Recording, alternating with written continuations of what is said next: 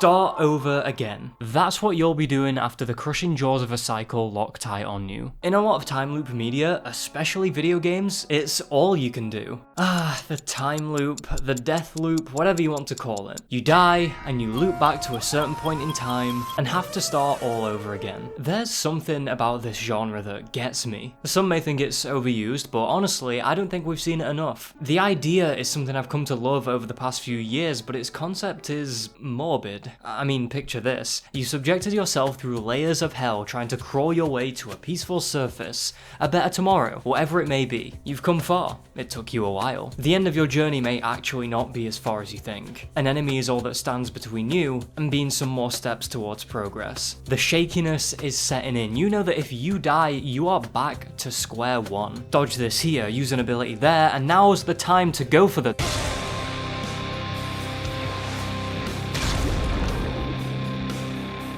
defeat.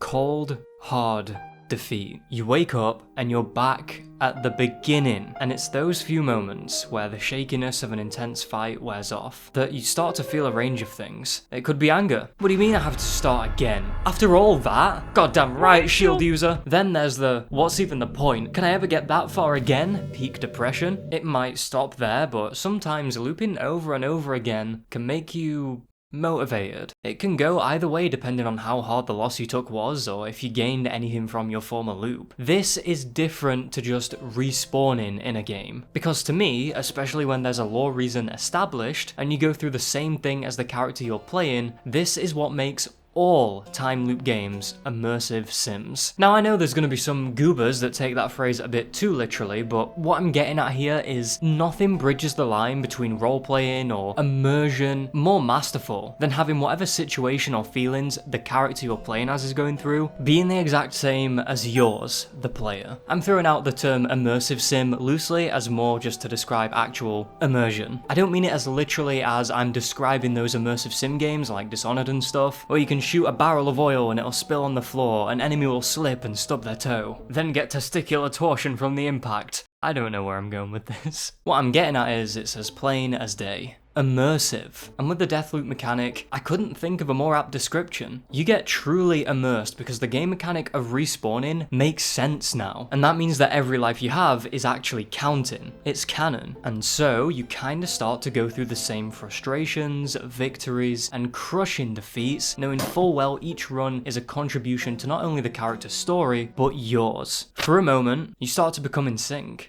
I had the pleasure of rewatching a show called ReZero, a show that explores how a normal guy would cope with going through a constant cycle of deaths, returning at certain checkpoints, if you will, all whilst carrying over the memories and trauma upon respawning instead of just staying dead. And after a few runs, he's not in a pretty state. Firstly, if you haven't seen this anime, it slaps cheeks. You should watch it, especially if you found yourself on this video. This video is mainly about games, but I won't be able to resist talking about ReZero given the subject, so you've been warned. It got me thinking about games that utilize this concept, and I wanted to start with Deathloop. No, that's the name of the game. This uses the looping thing to its advantage, and although I feel the golden loop idea was a bit deceptive with how it was advertised as being something you have to actively piece together yourself, how does one guy with a nail gun and a dream manage to kill 8 leaders in one day? In Minecraft, of course. Amazing question, one that I thought we would need to figure out on our own. Turns out I only needed half of the input I thought I needed going in, because the protagonist Colt will figure out a lot of it if you just do the objectives. However, the part where you both need to lock in is how to best take them out. Stealthily? Sure. John Wick on Adderall and 4 white monsters? Sure. Getting griefed by Juliana until you put the game down and cease to return to it again? Sure. As Colt states in the trailer, time is on our side. Plus, you quickly learn that death is also on your side. You either live until the day ends and you loop, or you get there the painful way. For a brief setup of the plot so you have some context, Colt is a guy that finds himself in a mysterious time loop on Black Reef, an island that a bunch of rich people found, which never ends well, and Black Reef is another example that reigns true. They use the island to make a machine that lets them loop the same day every day, so that they can just do whatever the hell they want. Like party and catch snowflakes on their tongues, I guess. I have no idea what half of the NPCs are actually doing at any given time here. They just kind of exist. I will begin the opening ceremony momentarily in Hangar 2. Very special Colt keeps getting killed by a rival assassin named Juliana, who is intent on preserving the time loop, seeing its benefits. Eventually, he figures out more about who he is, who Juliana really is, and that breaking the loop will require him to kill all 8 of the big players in the same day. And if he doesn't die whilst doing it, he's gonna wake up on the beach again after the day ends anyway. What I've always found so genius about it, though strikingly obvious, is that because you're in Colt's shoes, death becomes a tool you can always use, coming back from each reset with new knowledge and power, so that although you've gone back, paradoxically, you've moved forward. It's not the world that changes, it's gonna stay the exact same every day. It's you. The one that gains enough knowledge and experience to impart onto Blackreef. And me, well, I got comfortable, and eventually reckless. I started trying to get weapons and use new powers, not because I needed them, but because a different part of me wanted them. I didn't have to worry about an honor system because this system didn't honor me. I was getting my ass sent back to the beach a lot, and so I was going to return by death stronger, and slightly more insane. Death stopped becoming a threat. It lost its meaning, and so it wasn't the end of the world if I did kick the bucket on a given life, and so the longer the cycle continued, the easier it became to play the game. I started to know Blackreef like the back of my hand, knew where my targets were at what times, and exactly what I was going to do to kill them, and I even started getting the best of Juliana, someone that had the mindset I settled into much sooner. By the time I caught up to her exquisite efficiency and finished the game, you know what I did? I started playing as Juliana, hunting other calls. The hunted became the hunter, through the constant struggle of being reset and dying over and over again. I became like the cat that had its frail long-tailed prey backed into a corner, because I stopped just getting the job done and started playing with my food first. How cool can I get whilst dunking on Igor and Alexis? How much aura would I be farming by killing Rambling Frank off screen, by letting him watch and taste his own fireworks? I know Juliana's hunting me, so why don't I make her think she has a chance? I even started speedrunning the Golden Loop, not to post or to top leaderboards, but because I wanted to. I did it because I liked it.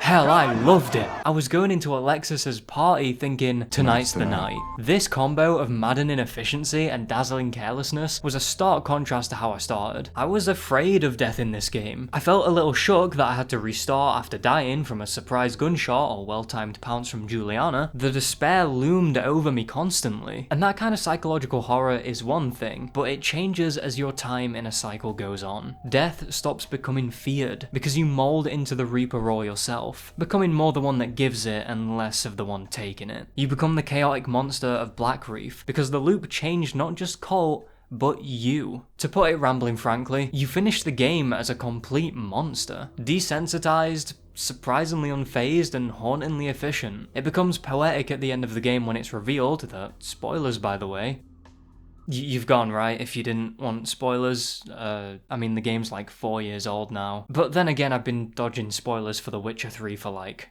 years. It's revealed that there aren't 8, but 9 visionaries, and it's, in fact, Colt. It's like the time loop we've been trapped in this whole time is holding a mirror up to the player and is like, well, since no one can stop you, there's only one person that can. And if you so choose, you just gotta jump to your death.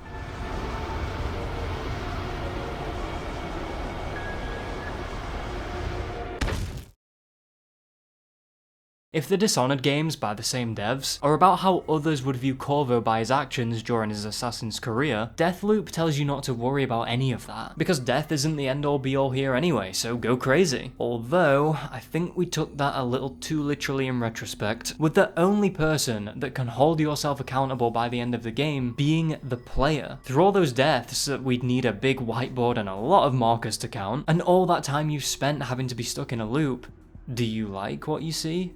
In ReZero, there's a character that is absolutely out of his mind. A pure lunatic in every sense of the word. I think even the Jonkler would shudder at this guy. Betelgeuse. In the episodes we see him terrorizing Subaru, I couldn't help but notice how he serves as a dark mirror to the guy. If Subaru doesn't keep his head on during his new life in Lagunica, he might eventually become as unhinged as this guy. Every time he comes back to life, that trauma would build up and eventually shatter his psyche. Deathloop flirts with this kind of idea, with Juliana being a dark mirror of Colt, which worked because, like I mentioned earlier, eventually the loop did get me. I became a Juliana. Like, I played as her in every everything. You hear ludonarrative dissonance thrown around a lot whenever anyone reviews a game, but this was the complete opposite of dissonance, and that's what makes it hit so hard. The narrative and gameplay did match what I was doing as a player. It was harmony. Yeah, sure, the goal was to break the loop, and it's a decent little story, but the real satisfaction comes from seeing how cracked I can get at this. How well can I memorize each enemy position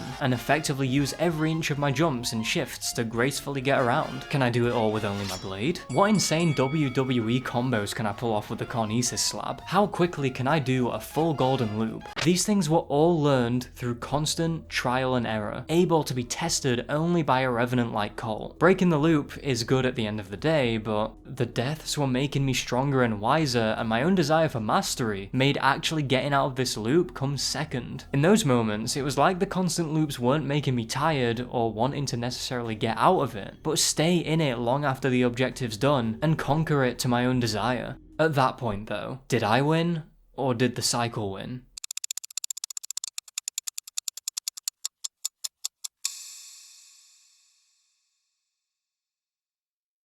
There's another game that certainly made me efficient, but not exactly gleeful whilst doing it. In fact, it was a miserable experience, and I mean that in the best way possible. I'm a masochist. Majora's Mask gives you the arduous task of stopping the moon from crashing in a town you've just discovered. Have fun? Yeah, this stressed me out big time. The Legend of Zelda series for the most part has always been an adventure puzzle series, so telling you to go figure out how to do 4 main dungeons and multiple side quests that need to be carefully remembered and accounted for, lest you fail and lose all your progress and start over again in a harsh time loop, is a great concept to slot into the collection. Even the circumstances leading up to your first time in Clocktown are baffling. Link, after returning back to a child from saving the world on a treacherous yet heartfelt quest, or as he'd describe it, Thursday, begins chasing his companion fairy Navi through the woods as she starts to fly away. He straight up falls down a hole and I guess gets isekai'd because he winds up entering a town, Clocktown. He didn't get there as entirely human though, since he got transformed into a Deku scrub by the main antagonist Majora along the way, rendering him as a stubby little twig. Not a twink, that's the other Link. Just before entering Clocktown, he meets a mysterious man named the Happy Mask Salesman, who speaks the harrowing, and now infamous, phrase, "You've met with a terrible fate, haven't you?" This is where Link goes on to learn that Clocktown is in a crisis. The moon with a freakish face is uncomfortably close to the ground, and it's gonna plummet into everyone in its vicinity in 3 days' time. You have to stop it unless you want to see all these people, some you'll come to care for later, die horribly, as well as yourself over and over again. I get that The Legend of Zelda has always had a twinge of maturity to it, but this is a lot. Through that explanation, or if you've played the game, you'll quickly realise that you're against all odds. Even for Link, this is a demanding task, not just physically but mentally. I can't even begin to convey how stressed this game makes you feel with the time loop in mind. It's basically screaming at you to remind you that the clock is ticking. The town is literally named after and has its centerpiece as a ticking clock. Visuals catch your eye of the moon getting closer every day. There's the unsettling sound as a new day approaches. The music gets gradually more intense each day, and it makes a sheer hopelessness that fills the air like a thick aroma of terror. You get subjected to this time after time, and it's not something you exactly get used to. I felt like I was carrying the world on my shoulders. I know how my boy Atlas felt, and it's because I was. When the end of day 3 comes around, watching people begin having their last moments of life is depressing, and this game pulls no punches. It all culminates at the end of a loop, knowing that you failed yet again, and have to go through it all again. The repetition of having to watch all the people you couldn't save cower in despair also adds that extra sting, and once the impact happens, and you get pushed back to day 1, you start to feel cripplingly alone, knowing only you have remembered all that. This is the kind of thing that rezero also touches on. Haha, yes, I've mentioned it again. How lonely someone in a time loop starts to feel, because even if you could tell someone, they still wouldn't really get it like how you do. This next point extends to the characters of all the games I'm covering in this video, but it hits the hardest with Majora's Mask by far. They have to constantly keep dying in terrible ways, making this an experience that we can't even begin to comprehend. It's a horror house that never ends, a labyrinth that only after exiting do you realise you're in a much bigger one. With Majora's Mask, you're reminded of this at every turn, that you're deep into a personal hell and the other members of Termina are in similar states of agony. The Deku King is tirelessly angry over the princess going missing, getting rage baited into the cosmos by a monkey. Come on over here! Come on over here! No, you flipped me off! Come on, coward! No, come on! You're not an intellectual! You're a fake and a fraud! Lulu the Zora is in a somber depression after losing all of her eggs. Darmani the Goron in a ghost form is shocked that he's dead, and begins begging you to be mortal once again, and so on. When the nightmare-inducing moon is about to crash, people respond so naturally for a game that's cartoonish. Some people try to run from it, some try to deny it, and most just go inside and hold their loved ones. Having to loop knowing it could have been stopped if only you were more applied feels crushing. If you've seen how the Romani Ranch story concludes if you wait until the end of the third day, you'll know how heartbreaking it is. In short, Cremia and her younger sister, Romani, live on their farm, with Cremia acting as a parent figure. On the evening of the final day, they can be seen tending to a cow, with Romani not grasping the fact that they're gonna die. Cremia, being older and more mature, knows all too well though. Romani says that her sister is letting her try Chateau Romani, which is implied to be some kind of alcohol or at least have intoxicating effects, because it comes from a cow, so I don't know, that's some crazy milk. With Cremia saying it's because she sees her as an adult now, so she's allowed tonight, giving her that approval as a final show of love, and they can toast together in bliss. Try and capture what Cremia's never going to be able to see, her sister growing up. And that's when she asks her sister to sleep in her bed tonight, being burdened with the knowledge that she'll lose her soon. But that way, at least she can hold her beloved sibling close until the dawn of tomorrow takes them. As they finish up in the barn and walk back to the house, Romani says to Link, "See you tomorrow," and Cremia forces out the words, "Good night. See you tomorrow, okay?" As they return inside and lock the door behind them. And there's a dark implication that Cremia gave Romani that wacky milk so that she's intoxicated enough to hopefully just drift off to sleep. And having to loop knowing things like that could have been stopped if only you were more applied feels crushing. An E for everyone game kicked my heart's ass. And of course, none of this is helped by being constantly reminded by the crackhead moon watching your every move. And it's through the surprisingly difficult puzzles, unless I'm just an idiot, which sounds more like it, that Link has to complete all the dungeons and defeat Majora, to then awaken ancient titans to prevent the inevitable demise by Moon, with the time loop acting as a cursed safety buffer, but also being your biggest fear, making Link relive this constant fever dream, further perpetuated no matter how many times he and the rest of Termina die, and how many times that may be is all down to you, and it makes this game feel scarily intimate, and that's not forgetting the mature themes in there as mentioned earlier that still stick with me to this day. And I think, fittingly, it all comes back around to that loop that reinforced these themes, in fact strengthened them, showing off how efficient it is in its storytelling. Having to go through this countless times showed how horrible something like this would be, and made me at least feel like I was carrying the weight of the world and the moon on my shoulders by the end of the game. Link wasn't just fighting against Majora and the local crackhead in the sky, he was fighting through pure hopelessness for a new day to dawn, no matter how brutal it got. Yes, this is also a theme in ReZero. Subaru begins to learn that the others around him are worth struggling for, worth the grim isolation of being the only person to carry that weight and trauma, and be able to use it to do something good, to save people. It's through those restarts that our hero of time can do what he needs to do in order to aid others, bring people closer together, help people come to terms with death and loss, and of course, saving people's lives. Link can literally use his magic ocarina to heal people's souls, with the song he can play being aptly called the Song of Healing. Despite his constant agony during this strange time, he can still use what he's learned in it to prevent others from suffering so much. And it's only after you help all these people in Termina through their trauma and guide them towards the light, where Link also manages to help himself, and comes out of the other end by moving forward and pushing through the pain of grief and despair, even becoming a harbinger of hope for others in a way. In a similar fashion that you can't progress in the previous Zelda game, Ocarina of Time, without growing up, I can't help but notice here that in Majora's Mask, no matter how many times you might have to redo those same 72 hours Termina's residents, and especially Link, can't break through it all and put this all behind them without healing. And the time loop is literally keeping you stuck there until you can do just that. In contrast to the crippling depression, here's a super duper niche indie title you might have heard of called Hades. Oh Hades, my beloved. If you were expecting a good segue, I don't know what to tell you. We only sell bikes here. Was that a dad joke? I'm 23 years old, and I made a dad joke. It's so over for me. This game slaps though, so I just thought I'd throw that out there. Hades isn't necessarily a time loop per se, but it definitely is a death loop, which is like Deathloop.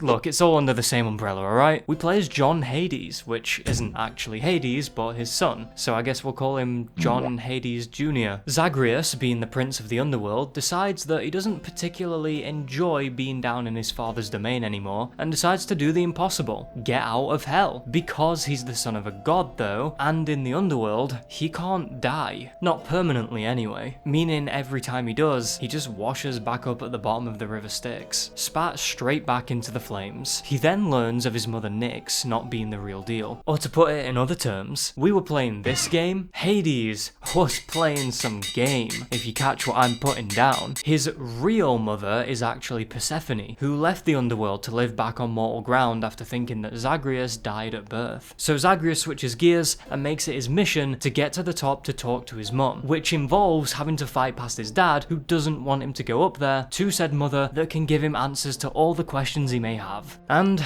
I'm gonna be honest, there's no death in this game that feels good. Nor should it. Escaping what is practically hell is a tall order. It'd be easier to convince someone to buy Black Ops 7. Every time Zagreus walked out of the bloodied bath, head hung in defeat. To put it bluntly, it munched balls. But it's only once I had a clear goal I cared about, I started to value my life each run, surprisingly more, and the motivation kicked in straight after each loss. It stopped being about, I'll just die and start over, and instead, I need to hold on to this life and do as much as I can. Somehow, despite having to restart over and over, and dying in so many ways, I gained determination. Zagreus, along his climb from literal rock bottom, manages to get support from others that helps keep him going, via the other gods up on Mount Olympus. Unless you're that one Chad that got to Hades without any of their boons just to aura farm. To those people, how do you contain such a big dip? With this support and your steadily growing strength you get from the trauma exposure of fighting a smarmy oiled up man and a bull, you get imbued with motivation, because you know that you're becoming more capable. And I think that's what makes not only time loops so cool, but a lot of roguelikes, honestly.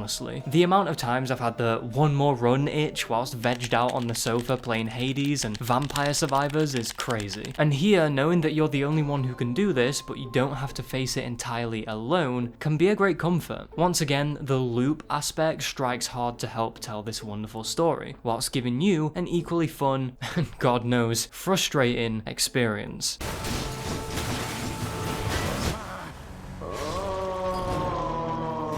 Heat 15 Elysium is killing me. What makes this skyrocket is how they handled actually getting to the top. This is a roguelike, and so it's not meant to be over in just one run. Zagreus finally makes it to the top, surfacing in Greece as a victorious sunrise shares the grace of a sweat-induced victory with you. You walk along and find your mother, Persephone. You talk to her finally, and just when it seems like you can patch things up, get everything off your chest, and rekindle a flame that was never snuffed out because it was never lit, Zag is wrought with a heavy pain. Guess I'm just a little tired, that's all. Not accustomed to the weather, as I think you call it. No, that isn't it. It's that you cannot stay here. You can't stay here. No, I can come back. I can come back. Now that I found you, maybe he'll just let me come back. The Styx shall take you then. Oh, Zagreus. Farewell, my son. Won't you come back to me? When you are able, please, come back. I shall be waiting here. However long it takes. However long it takes. and so you get submerged under the crimson stream like a mother cradling her infant, arising from the end of the river, back at rock bottom. But you know you're capable of getting back up there. You know what you want to do, what you need to do. You just gotta get up and go for it again. I guess I'm trying to say that this time loop brings about the hope core mentality, whereas Majora's Mask can make you feel like you're losing it, and Deathloop brings about a shocking change in the way you view death. I'm almost certain that if Hades didn't have the amazingly crafted story that it does, which gives you and Zag a clear, appealing goal, and the feeling of going against fate despite it all, held underneath a death loop, it wouldn't hit the same, because you'd just have to respawn via a loading screen or something, and try again, which would wipe the previous death clean, meaning in canon it didn't happen, and you therefore don't really have to reflect on it, instead of acknowledging that even this god gets frustrated and fails too. You could even argue there's the whole Sisyphus thing of learning to do it for the love of the game when the Pact of Punishment comes along, and you've wrapped up all of the story. I mean, Sisyphus himself is literally in this game, and will impart his famous wisdom to Zagreus along his journey. But no matter the frustration, no matter the amount of deaths, it's all in how you choose to keep going. Just one more run.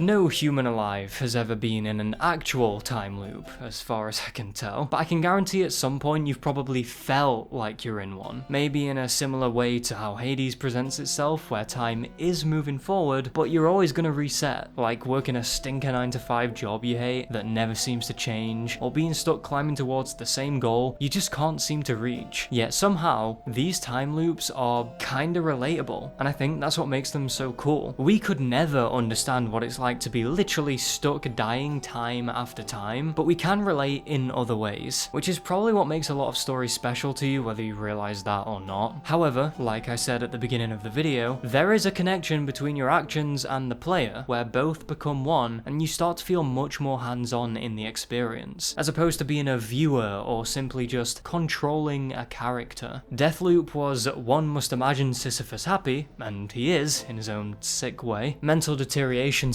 I mean, Majora's Mask leaned more into Sisyphus will get gradually worse after every reset, but he has to keep going for the sake of others, and that finish line is there. And Hades preaches Sisyphus feels the blow of every setback, but he'll keep going anyway in the hopes that things will get better. Stretching perfectly themed analogies aside, I find it impressive how all three of these games made me eventually feel different things and change my approach to stuff. One started me off struggling and fearful, and pushed me to be an apex predator. They really did see the true alpha beast inside of me. Getting maybe too comfortable in a situation where dying over and over should stay frustrating, but it didn't. The other, I also started fearful, and to be honest, it showed me how depressing it can be to watch others and yourself die on repeat. And any scrap of progress you can get, it should be clung onto. With the last one, it began the same way again, and every failed life still makes me wince in annoyance to this day. Seriously, if anyone's got any Heat 15 tips, please just comment, please tell me now. The difference comes in when I realize the goal. Unlike Deathloop, I don't want to stay in this loop. The constant goal was a motivator that completely shifted the way I handled the ridiculous amount of times I gargled the river Styx like a bottle of Listerine. Hades and Majora's Mask do share the same themes of things getting better, but I think it's all in how the loops are depicted. One is very mentally demanding and dark, and things can get better, except it's not without its somberness. The gravity of death and time and loss weighs just as heavy as that moon. The other is a tough cycle to be in, but there's a twinge of hope on each reset. All these games always ended up at the same destination too, mixing longing sorrow with a blooming hope. That is something that they don't inherently do. That part comes from you deciding to go again and face the horror. It builds you up with more positive affirmation and says that things can only get better. All of these are nearly the same concept when you think of these types of video games and similar stories to them, but what made the difference was how me, the player, the one having to go through it all, accepted these circumstances, no matter the grazing cycle I was stuck in. It was me that chose how to deal with the constant setbacks. Was the enjoyment of the thing I was repeating enough to the point I became much more diligent, or was the goal clear and desirable enough that no matter what, I kept going, saw it through to the end? And so the time loop, ultimately, shows that whether or not a constant struggle makes or breaks you is down to you. So whenever you're met with soul-crushing odds in a dejected state, when it's like you aren't getting anywhere, you pick yourself back up and